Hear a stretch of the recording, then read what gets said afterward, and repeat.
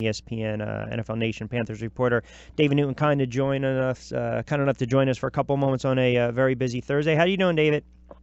Doing great. Looking forward to tonight's game. Yeah, I'll tell you what. I thought last week was a nice little litmus test at home for the Philadelphia Eagles against Arizona. And I can just, you almost get the feeling if Carolina wins tonight, the narrative tomorrow, the storyline will be like they're legit right now in the NFC. And then if the Eagles go on the road and win tonight, same storyline.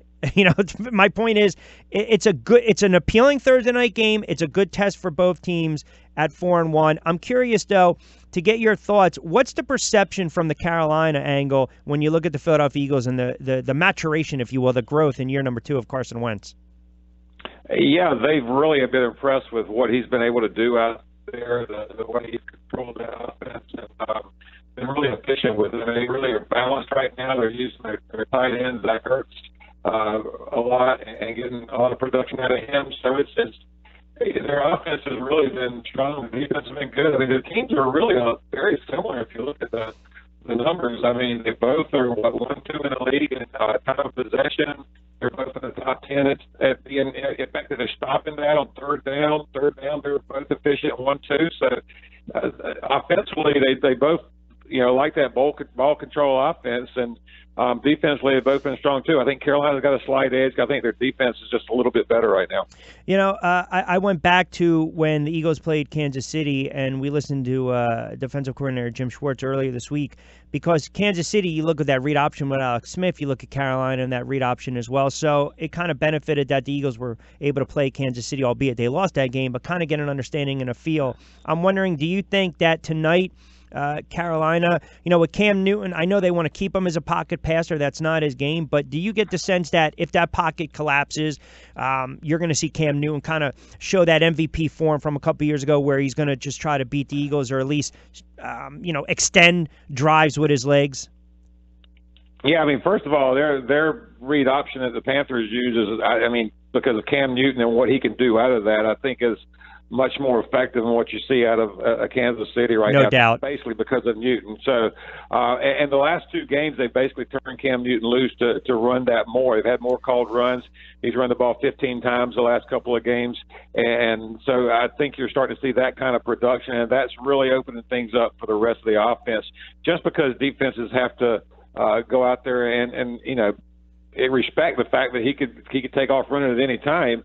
I don't expect they're going to go crazy with it. But if you look at the numbers, when Cam runs 8 times in a game, not counting kneel downs or anything, but just runs 8 times in a game, the Panthers' record is like 22-9, I believe, 22-9-1, and when he doesn't run it that many times, he's 500 at 33, and I think 33 now. So it's shown just how effective that can be, and I think what you've seen the last 2 weeks, because he's gone back to that. And they actually asked him, let us know when you're ready to do that, when your shoulder's ready and you feel comfortable doing that. And he did it in the New England game, and 8 rushes, I guess, for 44 yards there and a touchdown.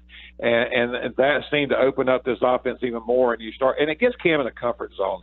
I mean, he's been a running quarterback his entire life out of that read option, and it just gets him comfortable and kind of in a rhythm. And I think he struggled with that those first 3 games, and I think running the ball helps him do that. He doesn't have to run it a lot, but I think if he runs it a little bit early, first it makes the defense respect him, and second of all, it just gets him in a rhythm. Yeah, and listen, and when you look at it from the numbers from 20 to 20, really, a lot of times if it's a 3rd and 3, 3rd and 4, the Eagles certainly have to know that whether they have a spy or not, if that read option is going to be there or the pocket collapses, once he takes off, it doesn't have to be a 20-yard game, but it's just the fact that, as you mentioned, it's going to keep the defense on their heels. But more importantly, it's going to give them a fresh set of downs. I look at the Carolina offense, and I'll tell you, when we were talking about the draft, I said if McCaffrey falls to 14, I think is where the Eagles were, I was like, you got to scoop him up. And now I know the kid is still getting acclimated, but you just get it. You can just see, he's a football player, and you can see that he's understanding the speed of the game. He knows where he needs to be. Do you think they're going to utilize him a lot more as the season progresses, or is it, a couple touches here, a set of plays here, or it's tough to gauge how they want to use him. But I know when he touches the ball, he can be an explosive player. Yeah, and they use him a lot more the first 2 games, I think, just to show teams what they can be with him. And a lot of it turns out, like the New England game. He was almost like a decoy in a lot of ways there, and the defense follows him, and that just opens up things for other players. I keep going back to the 28-yard touchdown catch that Bobby Whitaker had against New England, and you can just watch the defense when Christian McCaffrey went in motion. He was lined up at a wide receiver then, went from a motion from his left to his right. The defense followed him over there, and when Fozzie Whitaker just sort of floated out into the flat, he was wide open. And so those are the things he does for you that you just don't, see when he doesn't have to be, catching the ball or running the ball to help make a big play. And you can see some of the games, other games he's made big plays like that and had a big impact on the game. So he's a big part of the offense. It's interesting, the first 4 games, he was like by far more snaps than Jonathan Stewart. I think it was probably he was up in the 65-70% of the snaps range. And this past game, he dropped back a little bit, and Jonathan Stewart actually had more snaps. So I'm going to be interested to watch how they do that kind of balance moving forward. I think the fact that Curtis Samuel, their second-round pick, started playing more last week probably had an impact on that, because Curtis Samuel can be really effective in the slot, and he does a lot of the same things that Christian McCaffrey does. He did it at Ohio State, where he, played some running back and he played slot receiver. So they've just got a lot of options they can do with these players right now. And again, McCaffrey, it was a surprise to a lot of people he didn't have a touchdown before this past. He just missed him totally wide open on third and goal from the 2. But he's just there, and he doesn't have to be a big weapon catching the ball or running the ball. 2 more before I let you get out of here real quick, because I know we're a little tight, fast approaching 1 o'clock. You look at the Eagles, and all of a sudden it clicked with Doug where they can start to run the ball. They start against the Giants. Blunt explodes for 136 against the Chargers, comes back with 74, some monster runs. I believe you have to get him into that offense early on. You get him running downhill. Do you suspect that Carolina, depending upon what type of looks we'll see from the Eagles tonight, do they go in respecting the run a little more? Oh, they go into every game respecting the run. It's their first goal is to stuff the run and then apply the pressure. They want to put the pressure on Carson Wentz. They want to put him in some third and long situation, or even second and long situation, because that's one thing the Eagles have been good at avoiding, is getting those long situations on third down, and that's why they're leading the league in third down conversion, because they don't have to make the 3rd and 9, 3rd and 10 or whatever. So the Panthers will be focused on that. They've done a good job there.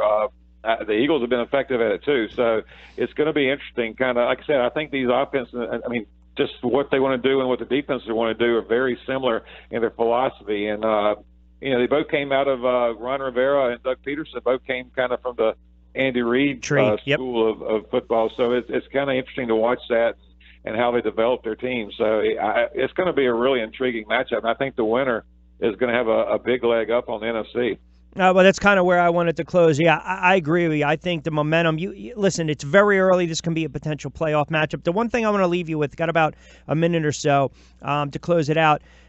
The Eagles, their defense, at times in that fourth quarter, they will start to give us some points. And then conversely, you look at, now they were able to shut down Arizona in the second half. They didn't give up a touchdown in the fourth quarter. I know Carolina, sometimes they don't make it easy for themselves. Is that in the back of their mind too, where if they have an opportunity to step on the Eagles' throat tonight, you step on their throat, you never let them get back in the game? That's one of the point of emphasis they've made earlier this week, because they have allowed the New England and the Lions the last 2 weeks to come and score 2 touchdowns in the fourth quarter when they've had a comfortable lead and make a game closer than it probably should have been.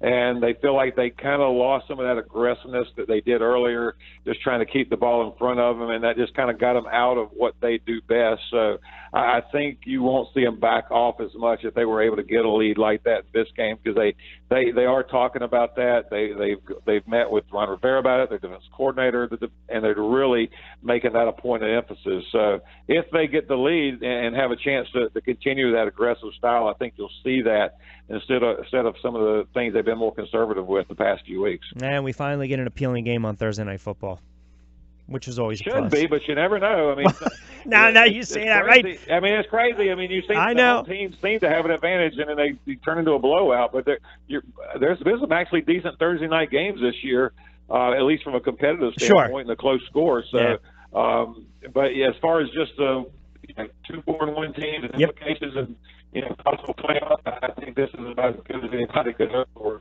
at this point in the season. Yep, should be a good one. Enjoy it. David, I appreciate a couple moments. We'll talk along the way, pal. Appreciate it.